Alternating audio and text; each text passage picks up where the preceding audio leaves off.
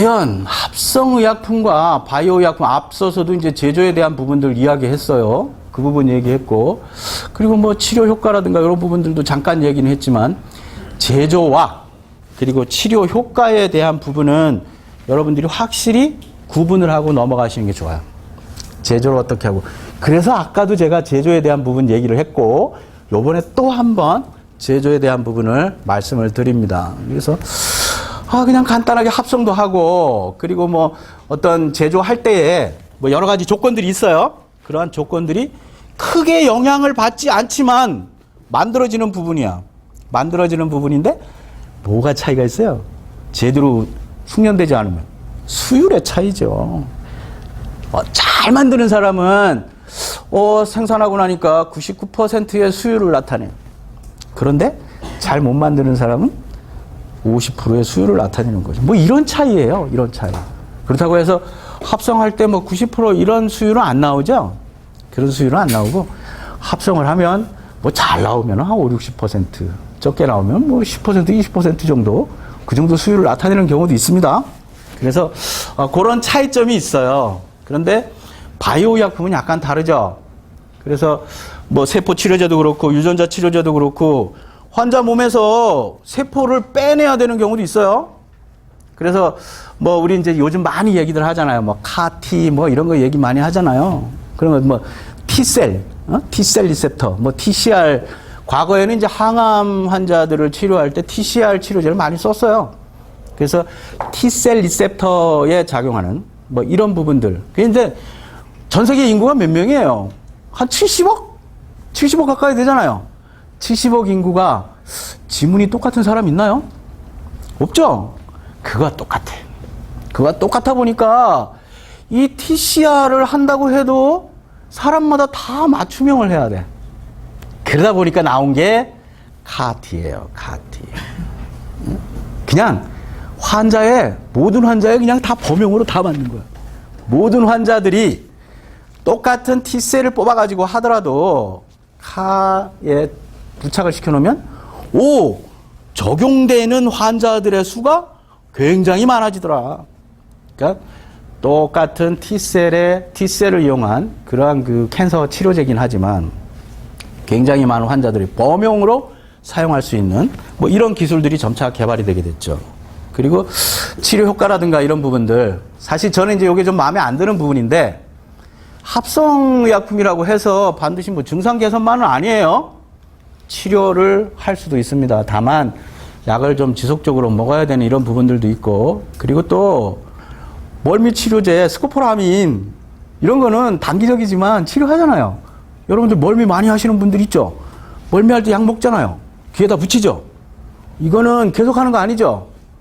단순하게 여러분들이 나타낼 수 있는 질환, 증상을 순간적으로 완화시켜주고 없애주는 거죠. 이렇게 해서 그런 부분들도 합성의약품에는 분명히 있다.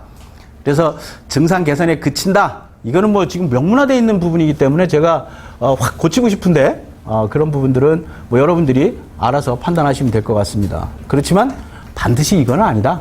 치료할 때도 쓰이고 있다라고 하는 부분들이 있고요. 그리고 이제 케미칼이다 보니까 우리 간이 어때? 간의 첫 번째 기능이 뭡니까? 해독이죠. 해독 기능. 해독 기능이 사이토크롬이, 그 안에 이제 사이토크롬이 쭉 들어가 있어요. 그런 사이토크롬에 보면 A 약물과 B 약물이 들어왔을 때 A 약물과 B 약물을 서로 반응을 확 시켜. 반응을 시켜서 A 약물의 기능을 증폭을 시킬 수도 있고 A 약물의 기능을 없애버릴 수도 있습니다. 이게 간의 기능이에요. 간. 그래서 어떤 그런 역할들, 이런 부분들이 충분히 이루어질 수 있도록 하는데, 사실 바이오 의약품은 그런 부분들은 잘 없죠. 그래서 우리가 타겟팅하는 유전자, 타겟팅하는 셀, 타겟팅하는 올간에 가가지고 직접적으로 작용을 하는 이런 특징이 있죠. 그러다 보니까 합성의약품과 가장 큰 차이점은 원인 치료가 된다. 한 번만 치료하면 질병을 완전히 낫게 할 수도 있다. 라고 하는 게 가장 큰 차이점입니다. 그래서 여러분들이 앞서서 제가 이제 의약품에 대한 정의 이런 부분도 좀 꼭 알아두세요라고 이제 말씀드렸던 것처럼 바이오 의약품과 합성 의약품의 제조와 치료에 대한 부분도 여러분들이 좀 알아두셨으면 좋겠다. 누가 얘기할 때, 야, 바이오 의약품은 이렇게 만드는 거야. 그래서 합성 의약품과 이렇게 차이가 있어. 치료 효과는 이런 것들이 차이가 있어. 라고 하는 것들을 여러분들이 좀 아셨으면 좋겠다라고 하는 거고요. 자, 그럼 이제 바이오 의약품인데 이 바이오 의약품은 과연 어떻게 해서 개발이 됐을까요? 한 100여 년 전, 우리나라는 한 100여 년 전이죠. 100여 년 전부터 이제 제약이 도입이 되면서부터, 백신이라든가 또는 이제 일반 치료약이라든가 이런 부분에 대한 연구가 진행이 되게 됐어요. 그래서 바이오 의약품에 대한 부분들도 시초가 있었겠죠. 세대별로. 그래서 처음에는 질병을 치료할 수 있도록 간단하게 만들어진 것들, 미생물을 이용한다든가 아니면 동물을 이용한다든가 하면서 치료약이 개발이 되게 됐어요. 뭐 혈액, 사람의 혈액을 이용해서도 많이 하죠. 뭐 인터루킨이나 뭐 인터페론이나 이런 부분들이 다 동물의 혈액에서부터 나온 거예요. 이게 바로 1세대 의약품이죠. 이때에 뭐 유전자 제조학 기술이라든가 뭐 이런 것들이 나오게 됐는데, 유전자 제조학 기술의 대표적인 기술이 뭐예요? 인슐린이지. 인슐린. 인슐린 뭐 하는 약이에요? 당뇨약이죠. 당뇨약을 처음에는 돼지의 유전자와 사람의 유전자가 굉장히 유사합니다. 그래서 한 98% 이상 유전자가 일치해요. 그래서 돼지의 피부를 보면 사람의 피부와 많이 닮아 있습니다. 많이 닮아 있어요. 그래서 약물을 우리가 동물 실험을 진행할 때 돼지를 많이 이용하죠. 피부 구조가 비슷하거든. 그래서 대사도 굉장히 비슷해요. 인슐린도 굉장히 유사합니다. 그리고 또 많이 쓰는 게 뭐예요? 보바인, 소의 인슐린은 돼지의 인슐린과 유사하긴 하지만, 사람의 인슐린과 유사하긴 하지만 돼지보다는 거리가 조금 떨어져 있어요. 조금. 그래서 이런 인슐린을 가지고 처음에 당뇨 환자들에게 주사하고 치료를 하다 보니까 왜 사람 인슐린 쓰면 안 되나? 사람 인슐린 쓰면 되지. 그래서 만들어진 게 뭐예요? 유전자 재조합이죠. 돼지로부터, 소로부터 인슐린을 뽑아내고 사람과 다른 아미노산을 치환을 시켜줘서 리컴비넌트 인슐린을 개발하게 됐죠.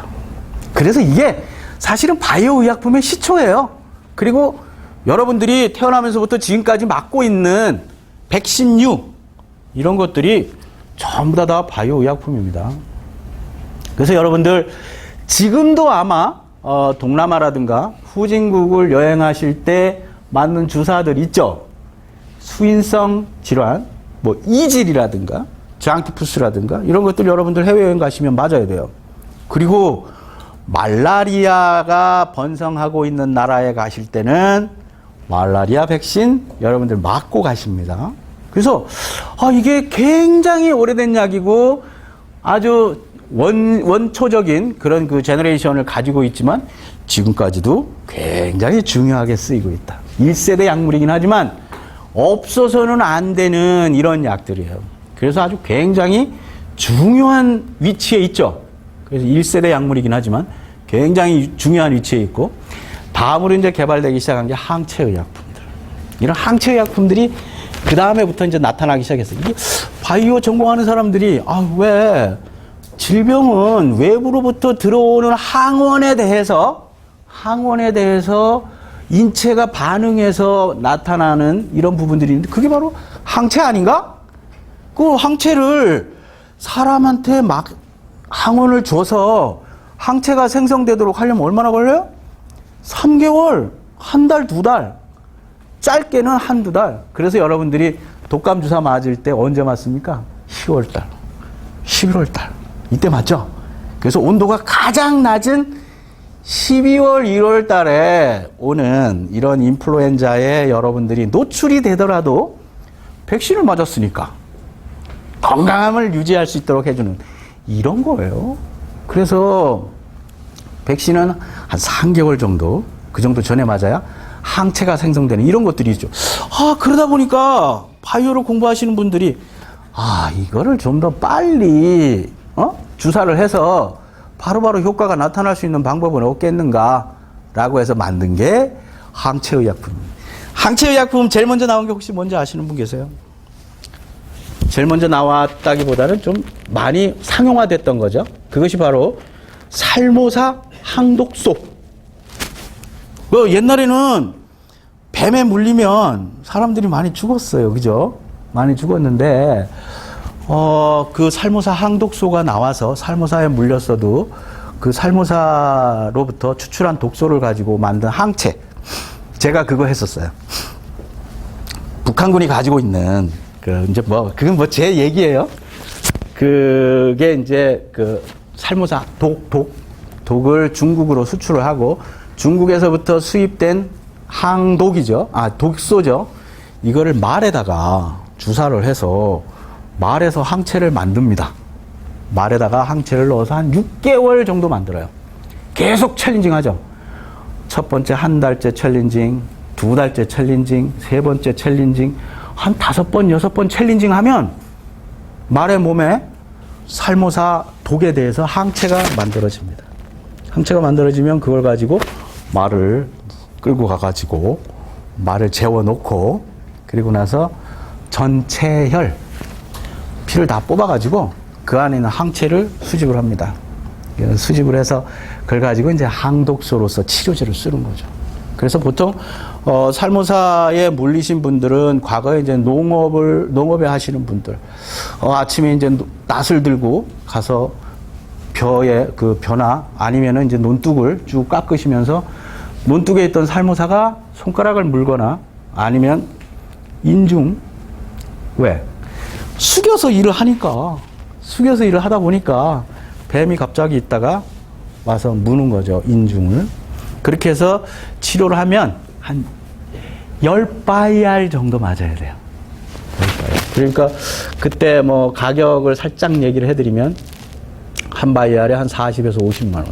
살모사 한번 물리면 500만 원 정도 치료비가 들어간다. 라고 생각하시죠. 다른 약에 비해서 옛날부터도 비쌌어요. 옛날부터도 굉장히 비싼 그런 특징을 가지고 있죠.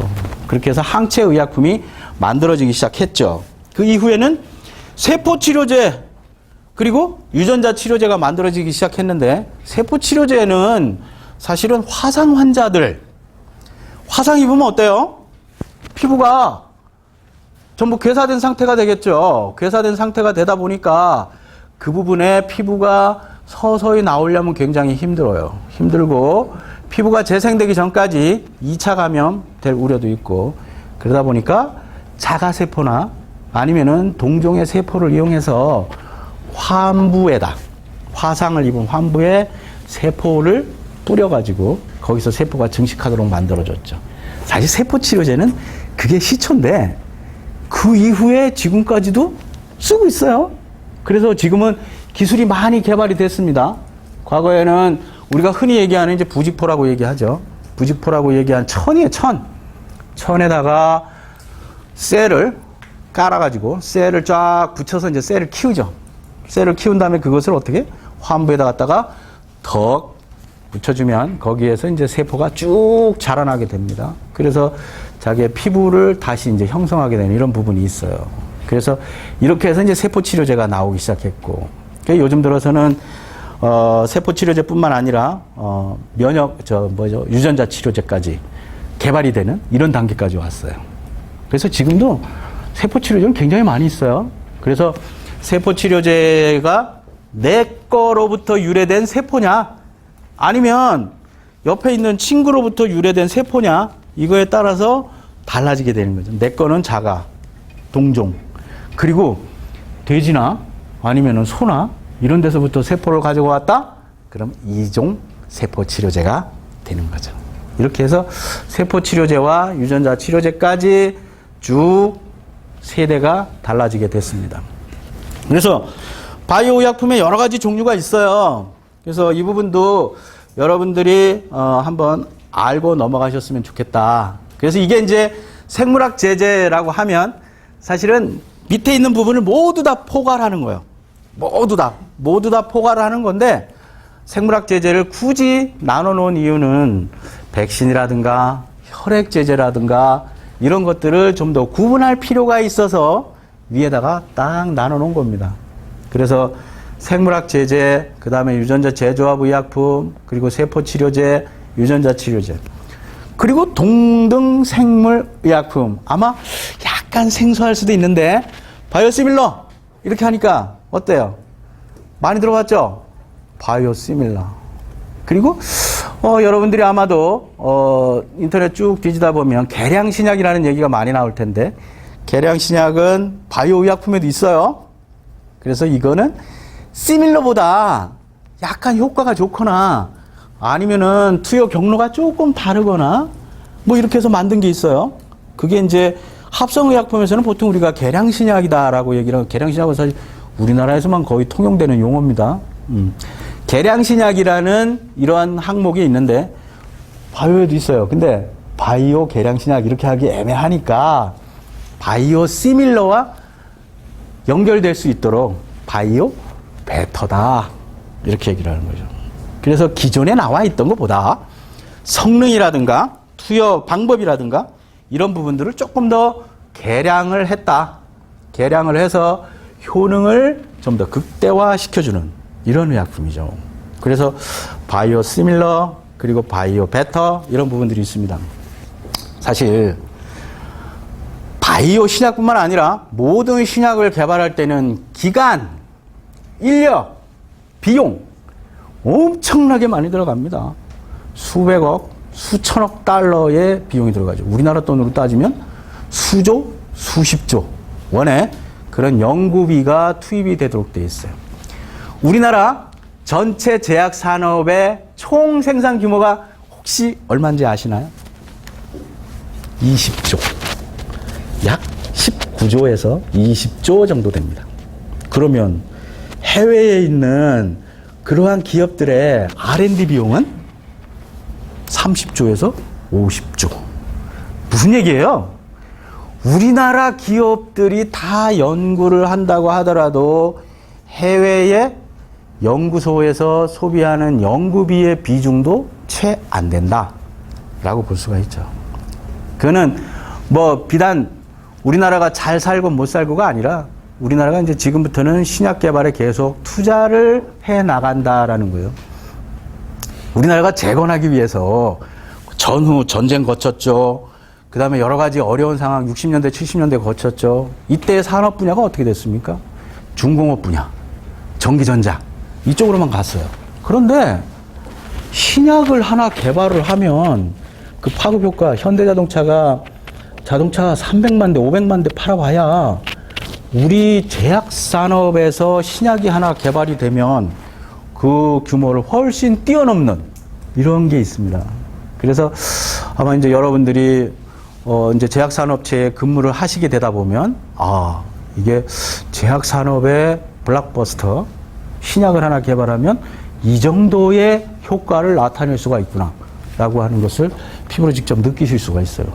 실제로 보시면 해외에서 시판되고 있는 전 세계 블록버스터들 보면 한 50억, 60억 불 되는 거는 뭐 많아요. 80억? 한 지금 최고가 한 130억 불. 130억 불이면 엄청난 돈이죠. 그 돈만큼이 지금 제약 의약품으로 인해서 발생되는 매출액입니다. 그러니까 실제로 자동차라든가 IT 산업에서 우리가 기대할 수 있는 어떤 그런 규모하고는 하늘과 땅 차이죠.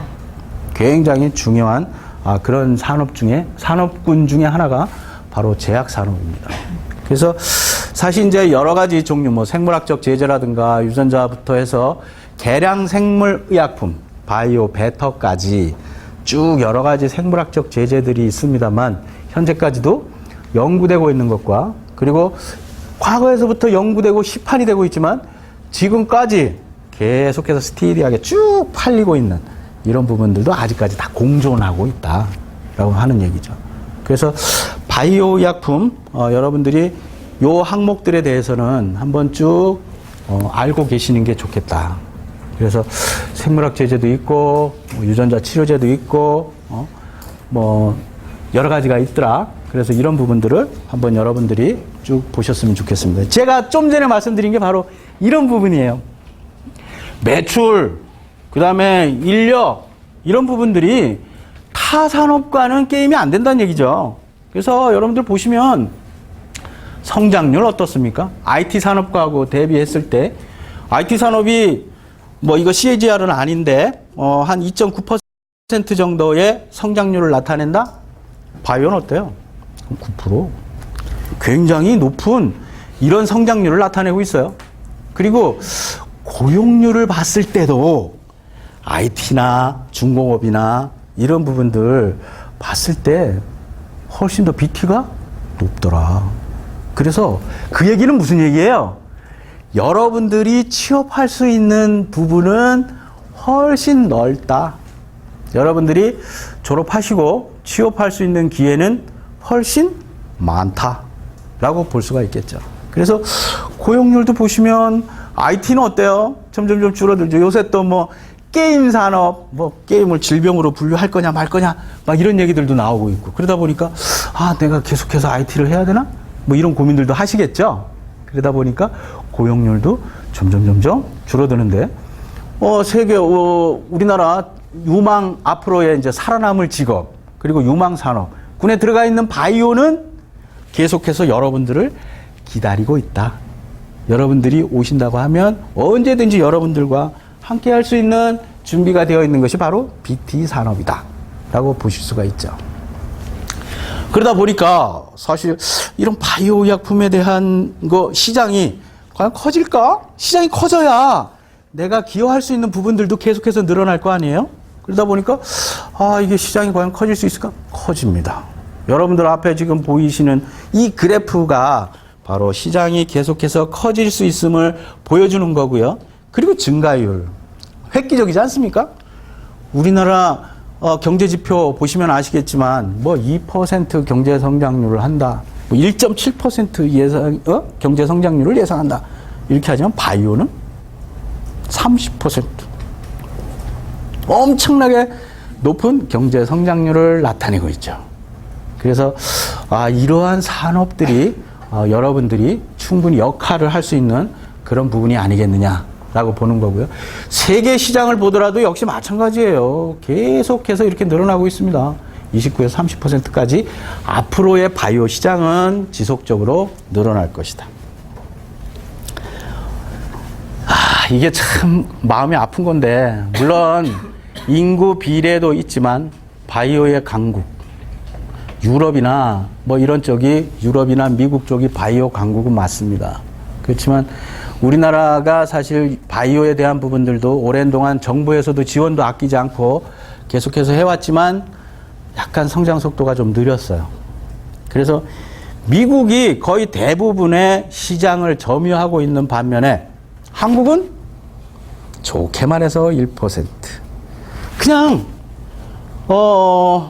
있는 그대로 얘기하자면 한 0.7%. 좋게 봐줘서 한 0.7% 정도의 포션을 차지하고 있어요. 그러니까 굉장히 적죠. 그래서 왜 우리나라가 물론 인구가 적기는 하지만 산업과 인구가 반드시 비례하는 건 아니에요. 우리나라가 잘하는 것이 있으니까 그런 쪽으로 해서 계속해서 좀 바이오 산업의 비중도 좀 늘려갔으면 하는데, 일본하고 중국에 지금 뒤졌다는 거가 화나는 부분이에요. 일본하고 중국에. 그래서 일본하고 중국은 무려 우리나라에 비해서 3배 이상이에요. 3배 이상. 3배 이상의 이러한 전 세계 바이오 의약품 포션을 차지하고 있다는 것이 굉장히 바이오를 하는 사람으로서 굉장히 아쉽다라고 하는 겁니다. 그래서 이게 굉장히 많이 쓰는 자료이기도 합니다. 그래서 바이오 협회라든가 이런 부분에서 아마 여러분들이 혹시 보셨을 자료기도 해요. 그래서 2000년대에 2000년 초반이죠. 2000년대에 의약품들의 구조. 과연 어떤 의약품? 합성 의약품이 맞냐? 바이오 의약품이 맞냐? 뭐 이런 게 있었어요.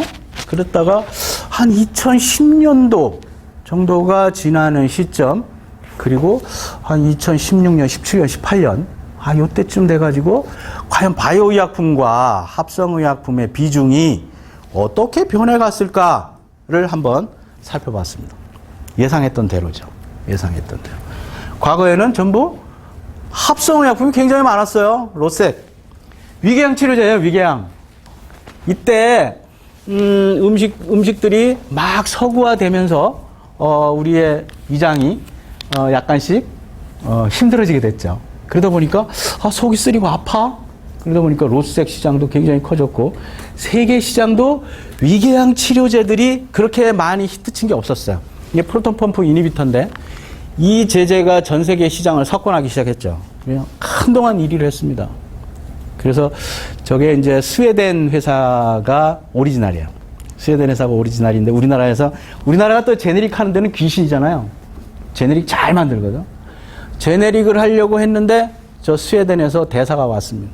대사가 와서 저거 로스액은 니네가 좀 안 만들었으면 좋겠다. 그 정도로 중요한 이야기였어요. 안 만들었으면 좋겠다. 그래가지고 국내에 허가가 난 게 7개밖에 허가 없었어요. 국내에. 제네릭으로. 그것도 7개도 특허를 다 벗어나야 만들 수가 있었습니다. 특허를. 그 특허를 벗어나지 못한 회사는 만들 수도 없었죠. 그래서 굉장히 중요한 그런 약이었어요. 당시에. 그래서 그러다 보니까 매출도 엄청나게 컸죠. 다 고지혈증 치료제들이에요. 음식 문화가 바뀌니까 우리 몸에 혈액 중에 지질이 점점 많아지게 됐죠. 그러다 보니까 혈중 지질을 좀 낮춰야 될 필요가 있겠다. 그래서 뭐 심바스타틴이라든가 아토바스타틴 뭐 이런 제제들이 그때부터 이제 개발이 되기 시작했어요. 그래서 이때는 이렇게 합성의약품들이 거의 주류를 이루고 있었죠. 이건 에리스로포이에틴이에요. 그냥 바이오 하나 딱 가지고 있었습니다. 그러다가 한 10년 정도 지나고 났더니 완전히 많이 늘어났죠. 근데 특징이 뭐예요? 많이 먹다 보니까, 그리고 또 이게 이제 류마티스 관절염 치료제들이에요. 휴미라나 뭐 이런 것들이. 그 류마티스 관절염 환자들이 막 많이 늘어난 거야. 류마티스 관절염은 자가면역 질환입니다. 자가면역 질환은 뭐예요? 우리 몸에 있는 항체가 자기 세포인데도 불구하고 적으로 인식하는 거예요. 적으로 인식해서 자기의 세포를 공격하게 되는 거죠. 그게 바로 자가면역 질환입니다.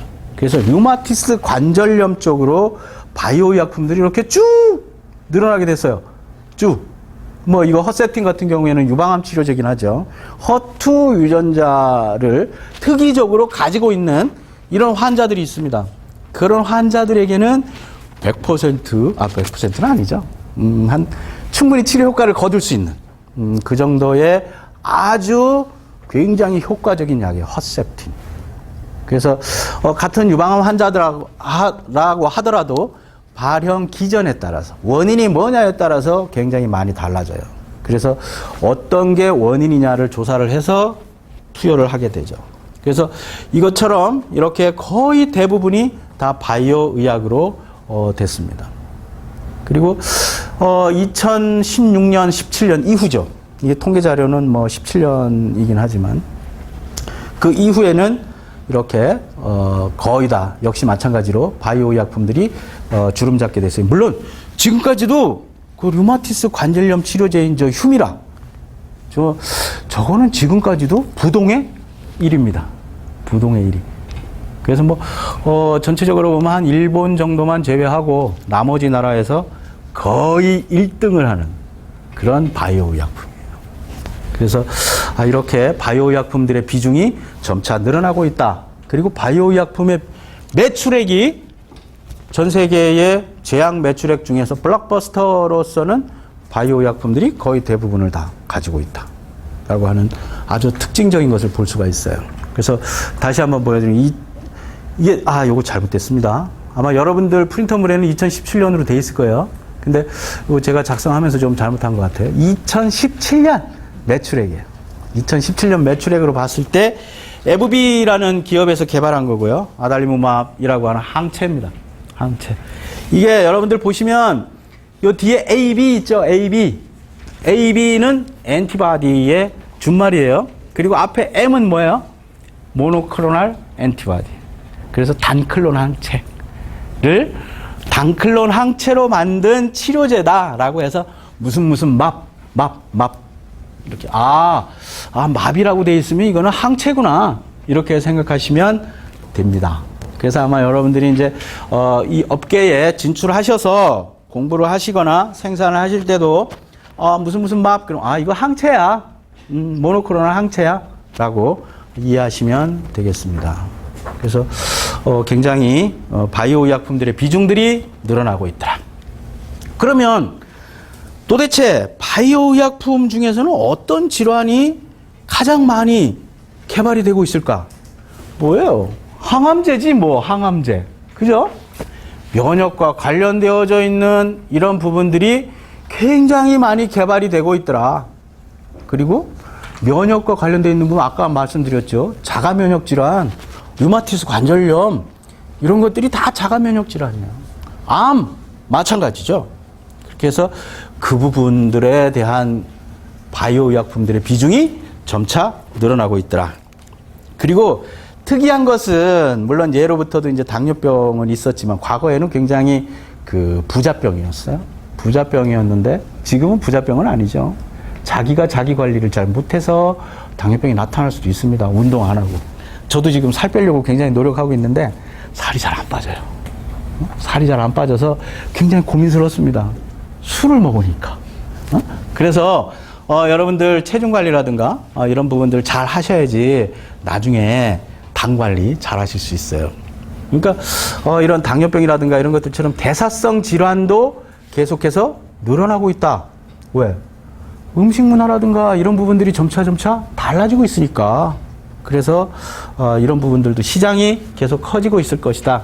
물론 여기 이제 항암제를 따로 빼놨지만 면역 치료제와 항암제를 같이 놓고 보면 굉장히 많은 비중을 차지하게 되겠죠. 거의 한 35% 정도 되지만 두 개를 합쳐놓으면 약 40% 가까이 됩니다.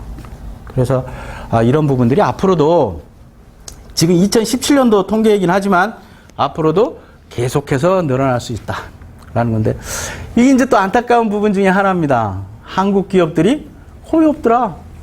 한국 기업들이 없고 거의 다국적 제약사들이 바이오 의약품의 연구 개발, 생산, 판매 모두 다 가지고 있더라 라고 하는 게 가장 또 안타까운 부분 중에 하나입니다. 그래서 물론 로슈라고 하는 초거대 기업 이런 부분들이 가지고 있는 것은 사실 자금력이라든가 뭐 이런 부분들이 바로 기술력을 확보할 수 있는 그런 무기가 됐겠죠. 그래서 그런 부분들 좀 안타까운 그런 부분이기도 합니다. 자, 이제 나라별로 조금씩 보면서 좀 빨리 좀 지나갈 수 있도록 하겠습니다. 그래서 미국의 경우도 뒷부분으로 나오는 유럽이라든가 이런 나라들과 거의 비슷해요. 죄송합니다. 합성의약품하고 바이오의약품의 비중이 점차 늘어나고 있다.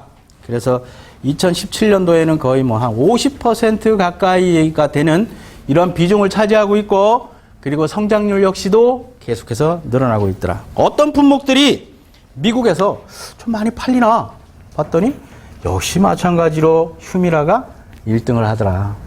근데 이런 류마티스 관절염 치료제 같은 경우에는 훨씬 굉장히 많아요. 그래서 이것뿐만이 아니라 그 밑에 있는 그 레미케이드라든가 엠브렐이라든가 뭐 이런 부분들이 다 그래요. 다 류마티스 관절염 치료제로서 개발이 돼서 미국에서 많이 팔리고 있는 바이오 의약품 중에 하나더라. 유럽 마찬가지죠. 유럽도 각 나라별로 이제 쭉 한번 봤는데 역시 부동의 1위는 휴미라, 아달리무맙이라고 하는 성분이에요. 그래서 휴미라 아마 여러분들이 이제 뭐 매스컴이나 아니면은 인터넷 서핑하시면서 조금씩 보셨을 텐데 아달리무맙이 성분인 휴미라가 현재까지도 바이오 의약품에서는 부동의 1위다. 이게 아주 죄송한 건데 이게 휴미라가 아니에요. 휴미라가 아니고 제가 어떻게 쓰다 보니까 약간 좀 바뀌어 버렸습니다. 그래서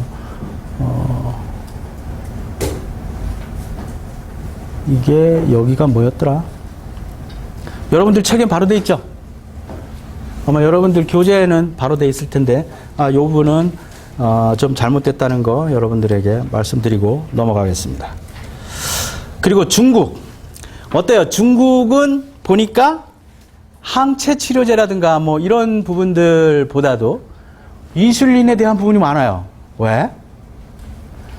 당뇨 환자들이라든가 이런 부분들이 굉장히 고지방 식이를 하고 있고, 아마도 그래서 당뇨에 관한 치료약들이 많지 않겠는가 이런 생각을 해요. 그래서 전체적으로 바이오 의약품의 매출 추이를 보면 그 나라의 어떤 식습관이라든가 문화 이런 것들도 어느 정도는 조금 알 수 있는 그런 부분이 아니겠느냐. 그래서 보시면 노보믹스, 뭐 인슐린이죠. 인슐린 아스파트, 그다음에 인슐린 글라진, 란투스 이런 부분들 전부 다 인슐린에 대한 부분들이 굉장히 중국은 많더라라고 하는 부분이고요.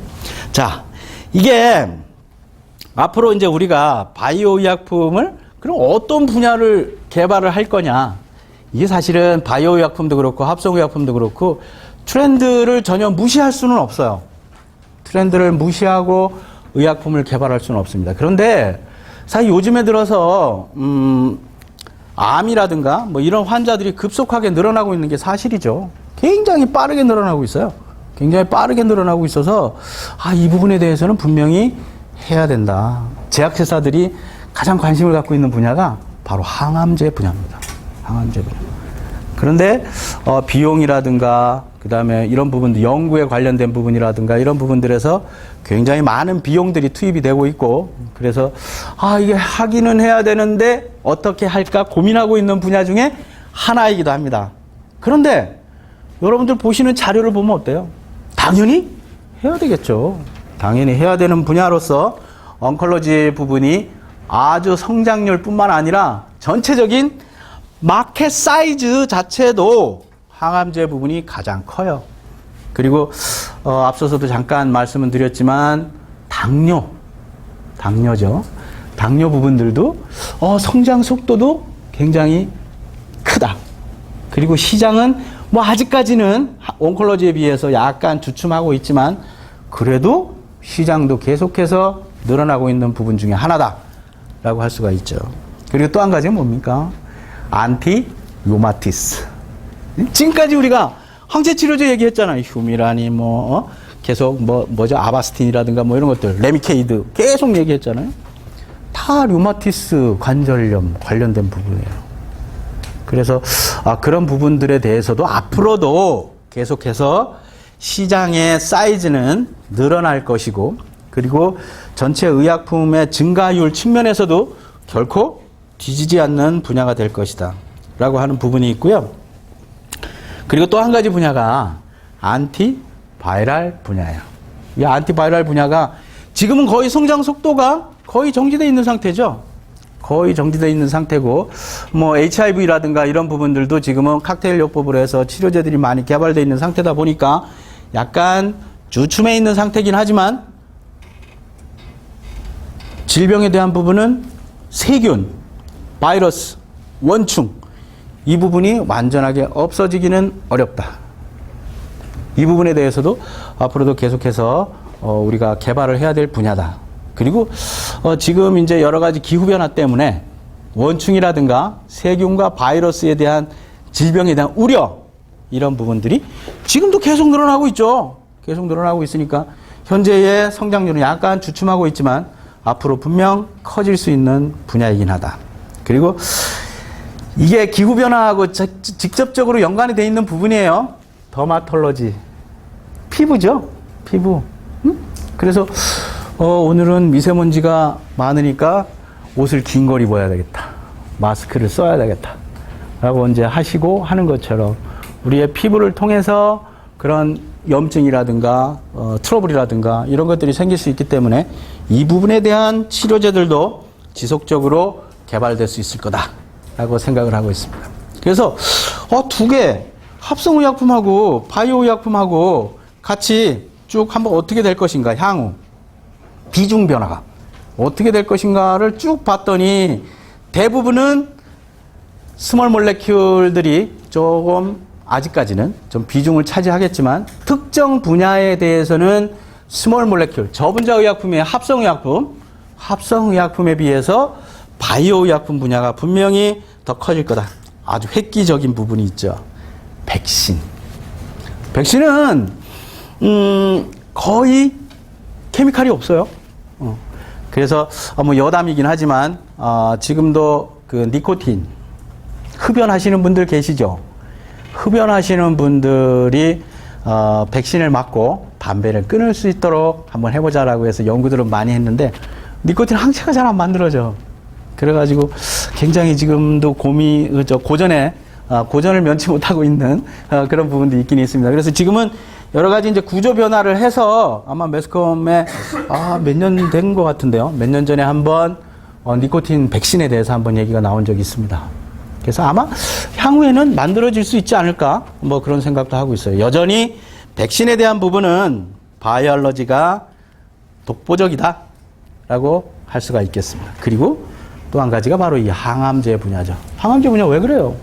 세포 치료제, 유전자 치료제 이런 것들 때문에 계속해서 바이오가 합성의약품보다는 비중이 늘어날 거다라고 하는 거예요. 근데 사실 이런 바이오 의약품을 하더라도 내가 하려고 하는데 특허가 걸려 있으면 못 하잖아요.